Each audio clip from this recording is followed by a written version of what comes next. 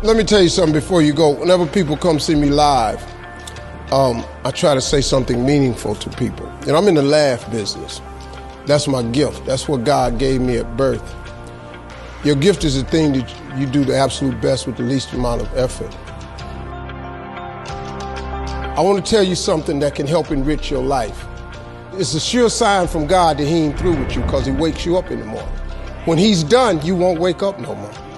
But as long as you're waking up, that means he has something for you that he hasn't been able to give to you for whatever the reason. I'm going to help you get to that reason a little bit quicker. I want to tell you something that I learned that changed my life. I was reading a book one time that had a quote in there from Albert Einstein. And Albert Einstein said, "Imagination is everything. It's the preview to life's coming attractions." If you think about that, that's a really, really true statement. Because everything you see in this world came from somebody's imagination. Everything. Somebody was talking on the phone one day, on that wall phone, connected to the cord, and tried to walk, and it didn't go no further. And he wanted to just go outside and get something out the car. Somebody said, "You know what? I wish I could take this phone outside." Everybody in here got a cell phone. It was in somebody's imagination. Somebody imagined that. Somebody imagined everything. Somebody got tired of walking. Somebody got tired of driving cars. Somebody said, "We're going to fly." You're not finna fly. Everybody in here done been on a plane. See, your imagination is the evidence of things not seen.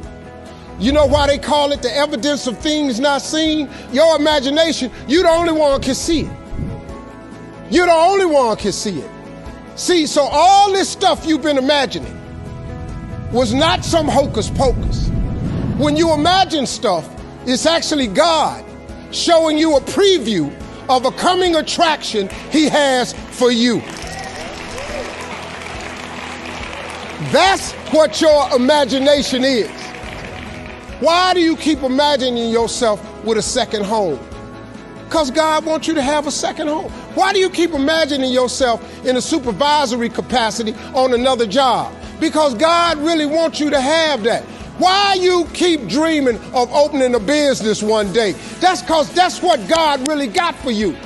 And he put it in your imagination. The problem with your imagination, though, is you tell it to the wrong people. If you want to kill a big dream, tell it to a small-minded person. You can't, oh man. Think about this in your life. How many times have you had this really incredible idea and you took it to your family and your friends? You shared it with them and they shot it down. You know why they shot it down? Because they couldn't see it. Because God didn't put it in their imagination. He put it in yours. It was your evidence of things not seen. See, all this stuff you've been imagining, you ought to start working on it. Because that's what God really got for you. Your real life is in your imagination. I'm here to tell you that. You think I'm here by accident? I'm here because he put this in my imagination when I was 10. When I was 10, he showed me I was going to be on TV. That's all I ever wanted. The assignment when I was in the 6th grade was everybody write their name on a piece of paper and write what you want to be. You know what I wrote on my paper? I want to be on TV. Now, the problem I had, though, was I used to suffer with a serious stuttering problem. I couldn't talk outside my house. I stuttered for years. I flunked out of school. I'm on my 3rd marriage. I lost everything I ever owned twice. I've been homeless and lived in a car for 3 years. But at 10, though, I wrote on a piece of paper, I want to be on TV. So the teacher went around the room and read everybody's paper.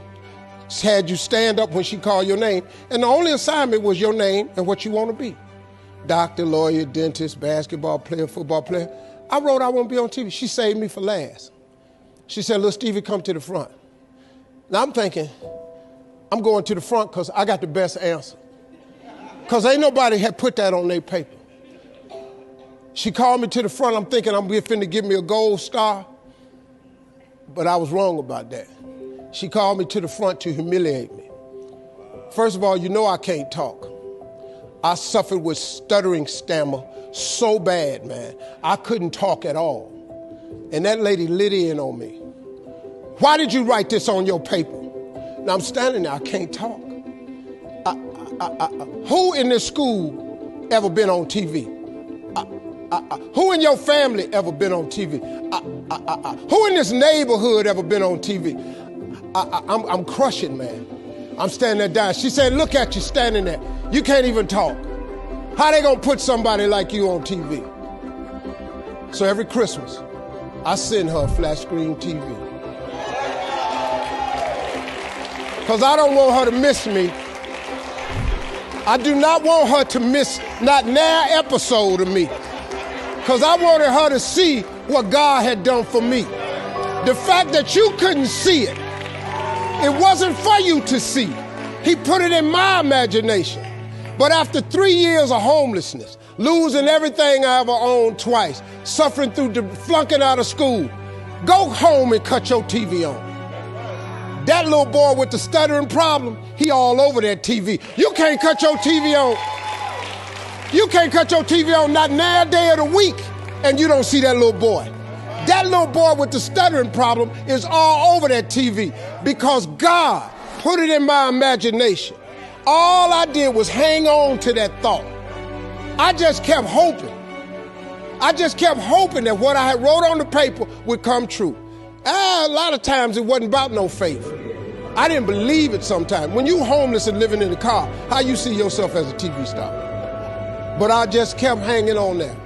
Because my mama was a Sunday school teacher. I kept hearing her say, God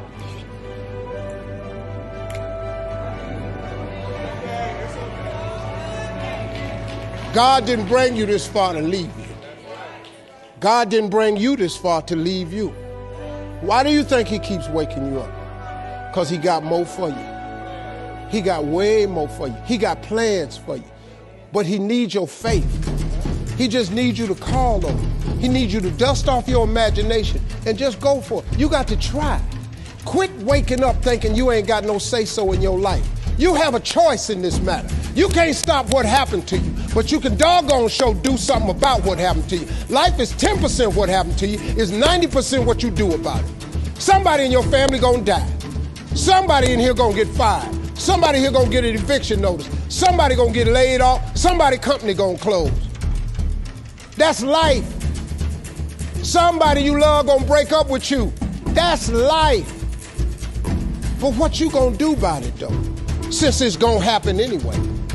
Trust me, go home and ask God to open up your imagination and then pursue it with everything in you and watch what he do for you. Appreciate y'all.